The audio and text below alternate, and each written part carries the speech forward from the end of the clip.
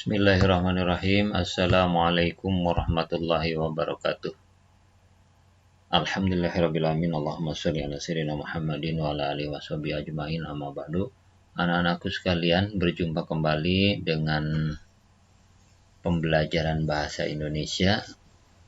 Kali ini kita akan membahas tentang bagaimana cara menguraikan informasi teks sejarah dalam bentuk peta pikiran. Materi ini ada dalam buku tematik 6B Erlangga halaman 18-20. Menguraikan informasi teks dalam bentuk peta pikiran. Nah, peta pikiran adalah suatu metode untuk memaksimalkan potensi pikiran dengan menggunakan otak. Maksudnya, peta pikiran ini adalah sebuah metode bagaimana seseorang bisa mengungkapkan apa yang ada dalam pikirannya dengan menggunakan otaknya, kemudian dia tuliskan dalam sebuah peta pikiran. Metode ini biasanya digunakan dengan menggunakan kata tanya 5W1H. Pertanyaan 5W1H itu yang pertama, W pertama adalah what, apa. Kemudian W yang kedua, who, siapa. Ketiga, when, kapan. Keempat, where, di mana. Kemudian why, mengapa. Dan H-nya yang terakhir, yaitu how, bagaimana. Nah, kata tanya ini biasanya digunakan dalam rangka untuk memahami dan menguraikan informasi tentang sesuatu. Anak-anakku sekalian, menguraikan informasi dengan mengajukan pertanyaan seperti tadi 5W1H, ada juga dengan kata tanya yang kita kenal dengan adik simba. Adik simba itu A-nya adalah apa? Yaitu kata tanya yang berfungsi untuk menanyakan suatu hal atau benda. D-nya di mana, menanyakan tempat. Kemudian K-nya kapan. Si-nya siapa, menanyakan orang, jabatan atau pekerjaan. M-nya mengapa, menanyakan alasan atau sebab. Dan B-nya adalah bagaimana, yaitu menanyakan suatu proses atau menjelaskan tentang ciri-cirinya. Nah, peta pikiran itu sebenarnya adalah bagaimana cara mencatat secara kreatif dan efektif yang disajikan secara ringkas.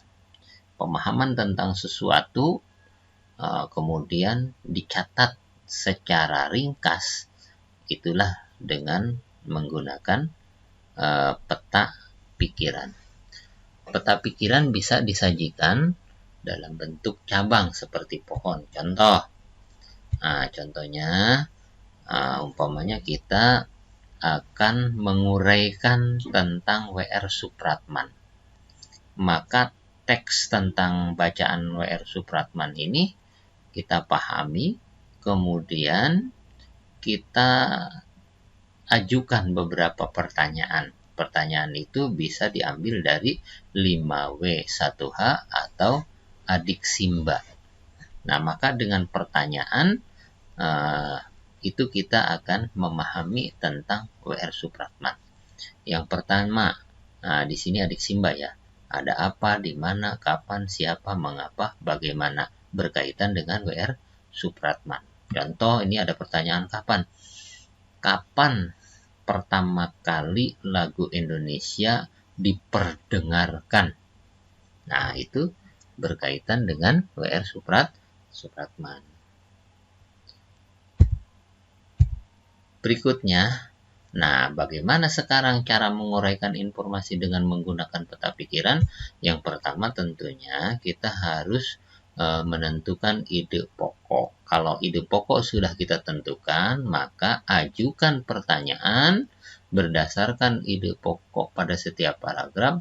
Pertanyaannya yang cocok dari 5W1H atau adik simba.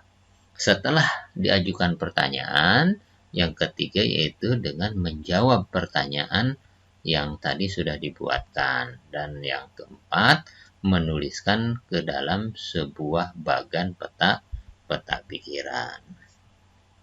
Nah, tugas dari Bapak yaitu buatkan bagan peta pikiran berdasarkan teks W.R. Supratman yang ada di buku paket tematik halaman 18. Ya, kemudian ajukan pertanyaan baik dengan menggunakan metode 5W1H atau adik Simba, disertai dengan jawabannya. Jadi buatkan ke dalam peta pikiran. Setelah itu bagaimana? Dikerjakan di buku tulis, kemudian foto dan kirim ke Moodle. Ya, demikian pembahasan kali ini. Mudah-mudahan kalian bisa memahami dan bisa melaksanakan tugas dengan sebaik-baiknya. Terima kasih. Billahi taufiq wal hidayah. Assalamualaikum warahmatullahi wabarakatuh.